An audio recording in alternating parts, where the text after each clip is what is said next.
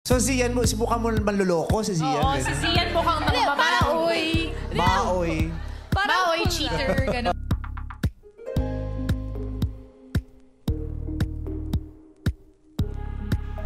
Tila ipinagtanggol ni na Unkabogable star Vice Ganda at Bella Padilla si Chinita Princess Kim Chiu sa It's Showtime. Ngayong araw nga sa Especially For You ay naging guest host si Bella Padilla. Hindi nga sila nagpang-abot ng kaibigang si Kim Chiu dahil nasa shooting ngayon ng What's Wrong with Secretary Kim. Samantala, naging usap-usapan naman ang tila paninig ni Bella Padilla at Vice sa dating nobyo ni Kim Chiu na si Sian Lim. Sa segment kasi na Especially For You ay merong searchy na nagngangalang Sian. Kaya naman naging matalinhaga sa madlang people ang mga binitawang salita ni Vice Ganda at Bella Padilla sa naturang searchy. Ayon kay Vice Ganda, si Sian mukhang manloloko. Dagdag naman ni Bella, oo nga, si Sian mukhang nang mamaoy.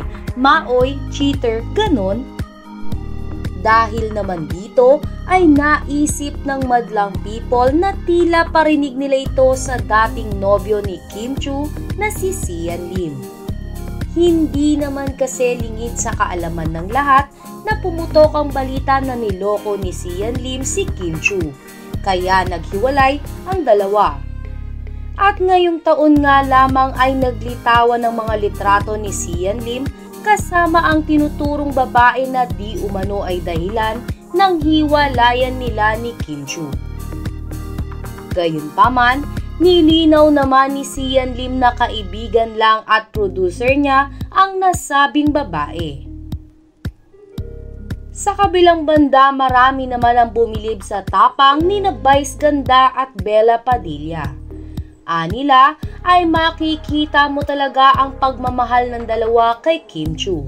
Dahil kahit may kaakibat na bashing ang kanilang mga magiging pahayag, ay ginawa pa rin nila ito para maiparating ang kanilang pagmamahal at pagsuporta kay Kim Chiu.